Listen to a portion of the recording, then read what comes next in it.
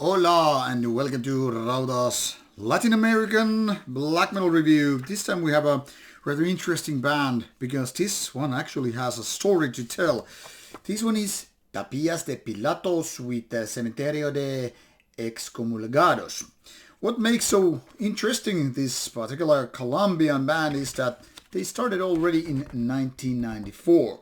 It took until 1999 when the band's first demo was recorded. Nothing special about that, sometimes things take time. What most makes it weird is that the demo even didn't get released until 2019. So it took 20 years for the demo to come out, only 25 years after the band was founded. And fast forward 3 years more and here we have the band's debut album out now in 2022. So finally, after almost 30 years in the making, the band is now finally out with the debut album, and this one is, well, kind of a old school ways. Let's put it this way. This one is partially very melodic, partially a little bit trashy, but most important of all, it's kind of a crossroads of old and newer elements. Somewhat melodic, somewhat trashy, all the way black metal. And not exactly your typical Western black metal. I mean, it's all in Spanish. And the thing is actually very un-Western-like. At the same time, very Latin American-like, if you will. And this one runs for some 35 minutes in total. Some of the parts are very melodic, not necessarily in a good way, or at least the ways you are being used to with that kind of a Nordic black metal style.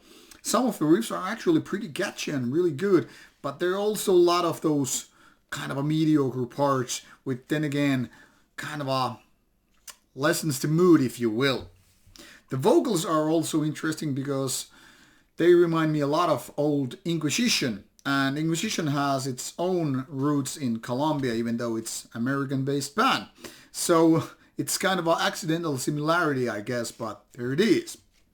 Overall, I would say the Cementerio de Excomulgados is pretty interesting release, but due to its kind of a light production and lots of those lukewarm parts, it's not exactly a good album. Definitely worth listening to, and it's kind of interesting and offering something else than your typical, well, Western or Nordic black metal approach, but it's not just there yet. Overall, this sounds much like the demo could have been already in the 90s, and it's kind of a sad that the band never got the kind of a success and, you know, things going on as it should have been.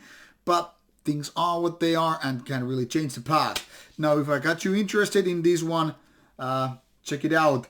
This one is officially out through Bestial Birds as CD version of the 31st of May 2022. But the digital version has been out before that. So give it a go, and what can I say? I hope you like it. Adios.